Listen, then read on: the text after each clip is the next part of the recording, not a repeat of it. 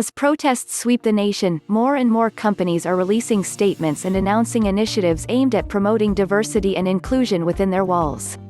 Whether these promises lead to tangible outcomes remains to be seen, especially since corporations are not presently required to disclose statistics on employee makeup, which makes tracking broad progress difficult at best. The data that has been collected through surveys paints a picture of just how far things need to change before companies are truly representative of the makeup of society at large, and before salaries are comparable across categories like gender, race, ethnicity, and sexual orientation. Much attention has been given in recent years to the lack of diversity on corporate boards, which has forced companies to act on that front. All S&P 500 companies now have at least one woman on the board, and executive search firm Spencer Stuart found that last year, of the 432 new independent directors added to S&P 500 boards, 59% were women and minority men.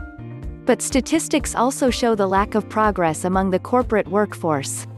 According to data from human resources consulting company Mercer, 64% of workers in entry-level positions are white. In the top executive ranks, however, 85% of positions are held by white employees, demonstrating the promotion gap that minorities face. And women and minorities continue to under-earn white male colleagues, according to the Economic Policy Institute. Social values aside, there's a real financial risk for companies that fail to put their money where their mouth is. A lack of diversity in background and experience can stifle innovation and promote groupthink, while companies that don't prioritize inclusion may struggle to attract and retain top talent, as well as younger workers. Additionally, ESG investing, when a company's environmental, social, and governance factors are considered alongside financial metrics, is growing in popularity. Experts say that following the coronavirus pandemic, the S element is set to become even more important, meaning that companies that don't prioritize diversity could see investors ditch their stock.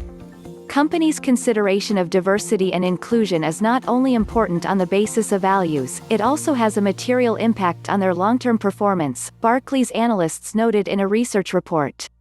In recent days, Americans have taken to the streets to protest the killing of George Floyd while in policy custody, as well as broader issues of systemic racism across the U.S. As USO CEO Andrew Behar said, the current could be a watershed moment that will ultimately force companies to begin disclosing more information.